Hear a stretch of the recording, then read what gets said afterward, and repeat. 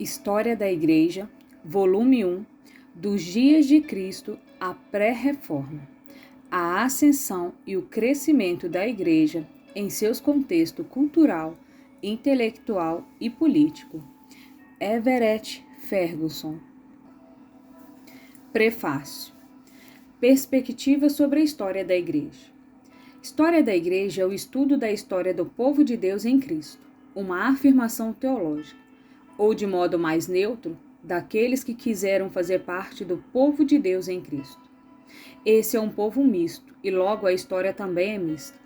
Isso naturalmente não causa surpresa, tal como o registro bíblico do povo de Deus consiste na história de um povo misto, com grandes atos de fé e grandes fracassos causados por pecado e infidelidade.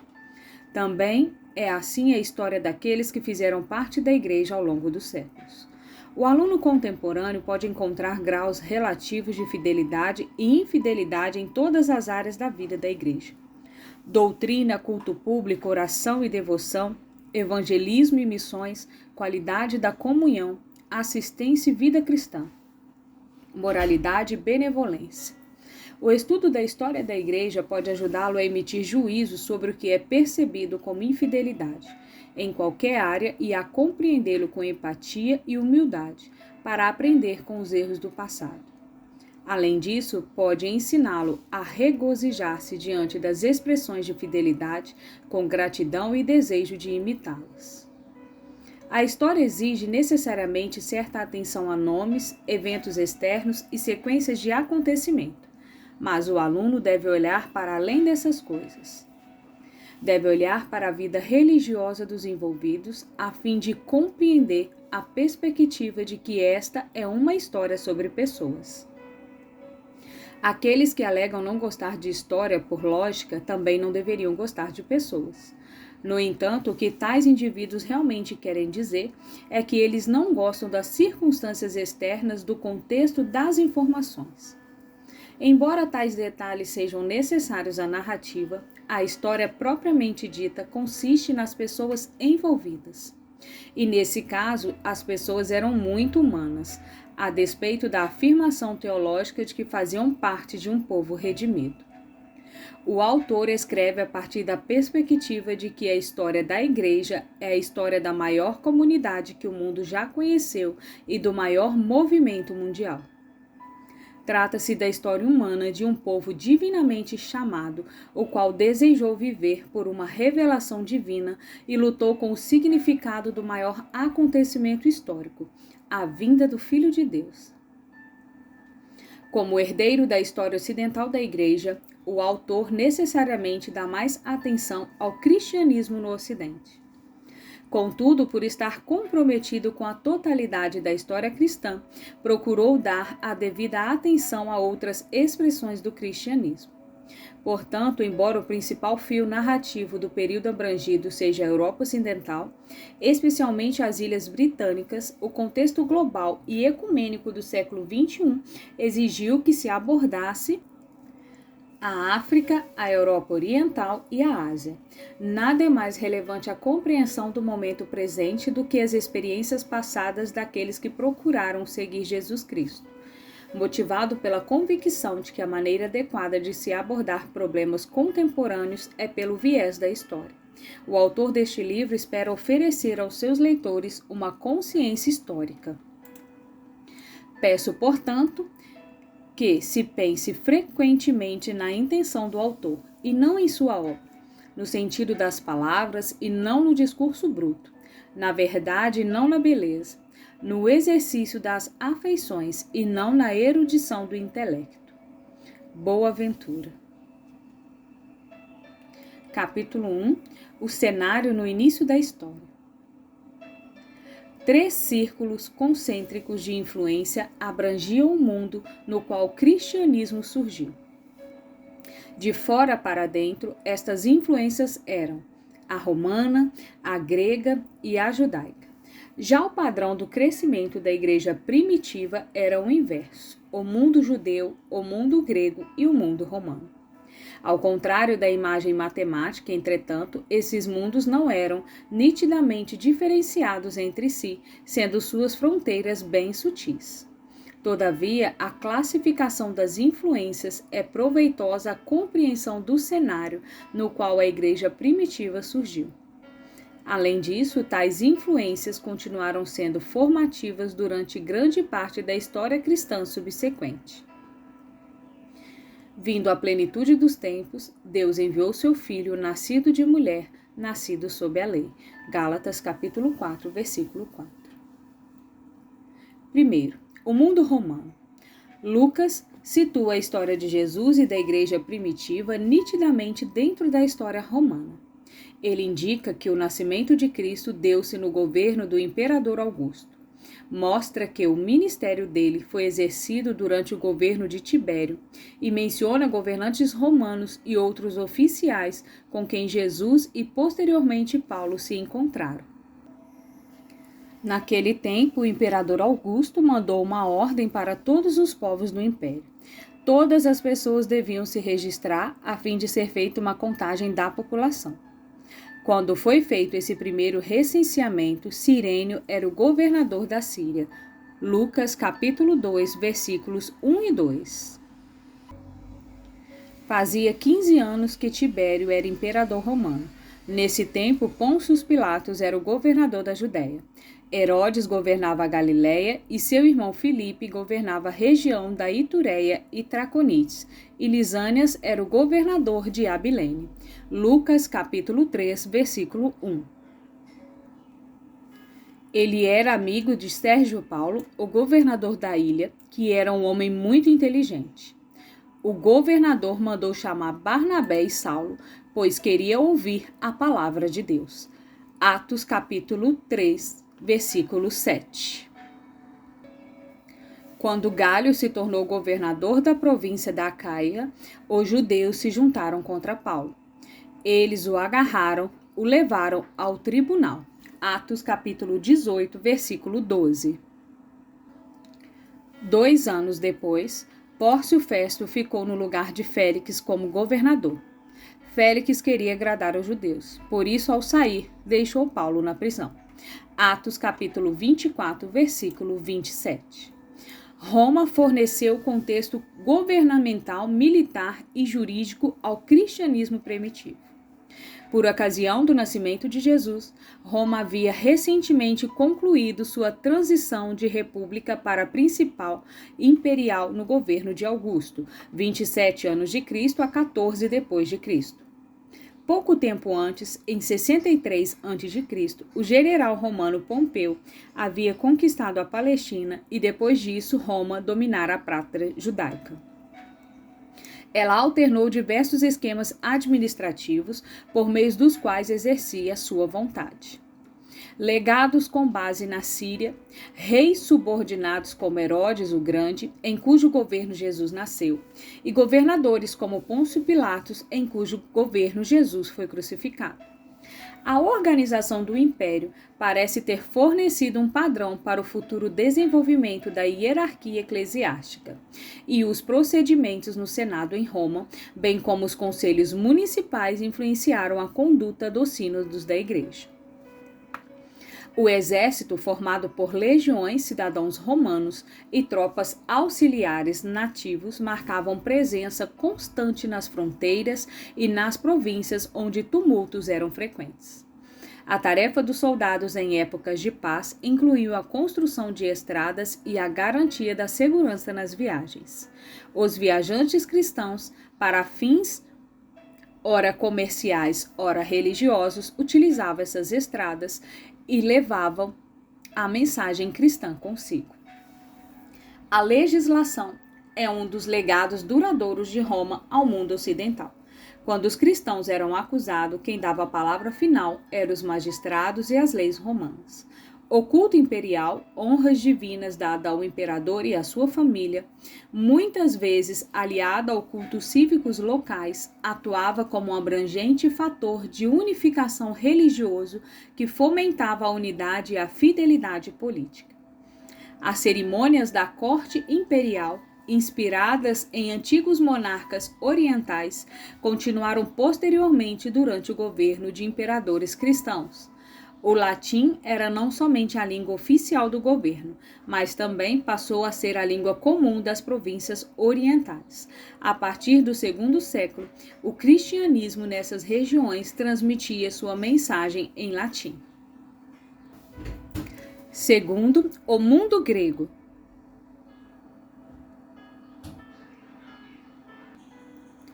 As influências gregas dominavam na língua, na educação, na literatura e na filosofia durante o início do cristianismo. Para os primeiros discípulos, a língua e as culturas gregas eram mais importantes que o latim. E isso perdurou na região mediterrânea oriental ao longo do Império Bizantino, muito embora o latim tenha permanecido como língua oficial do governo por séculos. Desde as conquistas de Alexandre o Grande, no IV século a.C., a língua, a moeda, a cultura, a filosofia e a religião gregas haviam permeado as regiões da Grécia ao redor da costa oriental do Mediterrâneo até a Líbia. A educação era baseada em Homero e nos clássicos gregos. As influências culturais gregas eram sentidas em Roma e nas regiões a oeste, mesmo entre aqueles que não falavam grego. O grego aparentemente foi a língua da igreja em Roma até meados do III século. Ao que tudo indica, escritores cristãos empregaram o idioma grego com exclusividade até o fim do segundo século, em cuja época foram descobertas algumas obras em latim e siríaco. A retórica grega e depois latina forneceu os padrões para a redação de cartas, a construção de discursos e a apresentação de argumentos. No período helenístico, os grandes sistemas filosóficos de Platão e Aristóteles haviam sido substituídos em grande parte por filosofias mais direcionadas a interesses práticos e morais, especialmente o estoicismo e epicurismo. Contudo, o interesse por Aristóteles e, sobretudo, Platão foi despertado novamente nos primeiros séculos do cristianismo. No desenvolvimento da teologia cristã, a partir das afirmações do Evangelho e das instruções morais e doutrinárias iniciais, a filosofia grega forneceu vocabulário, os pressupostos éticos, os conceitos e as opções intelectuais com os quais os pensadores cristãos trabalhavam. Os tradicionais cultos cívicos continuaram sendo importantes centros de orgulho local. E as práticas religiosas consagradas continuaram sendo alimentadas pelo currículo educacional centrado em Homero. Iniciações em religiões de mistérios, visitas a oráculos e santuários de cura, aceitação do destino, crença em astrologia e prática de magia ganharam força redobrada durante os 2 primeiros séculos da era cristã. A vida social era dirigida por uma combinação de normas legais romanas e regras sociais gregas. Dessa maneira, em questões variadas, como os costumes em jantares, casamentos e funerais, os cristãos viviam segundo o sistema comportamental existente. As leis de casamento e herança, bem como as distinções estabelecidas de classes sociais, forneciam um contexto para a vida familiar e as relações sociais. A mentalidade pré-existente moldava as atitudes religiosas. Os costumes funerários continuavam a ser observados pelos cristãos, mas agora dentro de um novo quadro de referência. Muitas características da religião greco-romana foram incorporadas ao cristianismo conforme o evangelho difundia-se pela população pagã. Terceiro, o mundo judaico. Jesus nasceu de pais judeus. Filho de Davi, filho de Abraão. Esta é a lista dos antepassados de Jesus Cristo, descendentes de Davi, que era descendente de Abraão. Mateus capítulo 1, versículo 1. E todos os seus primeiros discípulos eram judeus. Ele nasceu em Belém e cresceu em Nazaré. A maior parte de seu ministério deu-se na Galiléia, e sua crucificação aconteceu em Jerusalém. Todos estes são locais situados no atual país de Israel e em territórios palestinos adjacentes. Esse era o mundo judaico, que, assim como o restante do Oriente Próximo, havia sentido a influência da cultura helenística e, no primeiro século, a sobreposição do governo romano. Uma grande população judaica permaneceu na Mesopotâmia desde a época do cativeiro babilônio, sexto século a.C., e muitos judeus viveram na diáspora ocidental, onde as influências culturais gregas e mais ao ocidente romanas eram ainda mais fortes do que em sua terra natal. Após as conquistas de Alexandre o Grande, os judeus na Palestina viveram sob o governo de Ptolomeus no Egito e depois dos Seleucidas na Síria. Uma revolta religiosa e nacionalista, inicialmente liderada por Judas Macabeu, deu início a um século de independência sob a dinastia Asmoniana, 164 a 163 a.C., o que continuou a estimular as aspirações religiosas e políticas dos judeus após o domínio romano de sua pátria.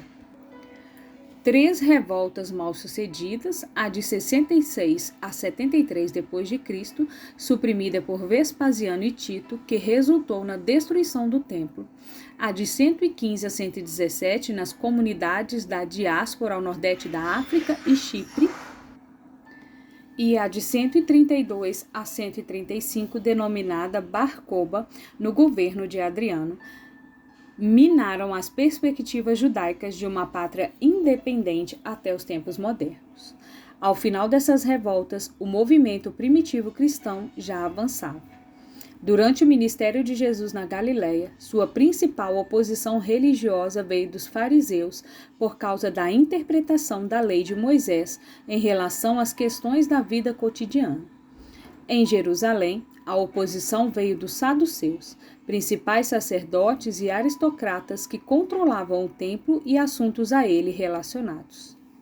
Os manuscritos do Mar Morto alimentavam as especulações de que Jesus e, com mais plausibilidade, João Batista tiveram contato com os essênios ou algum grupo semelhante em Qumran.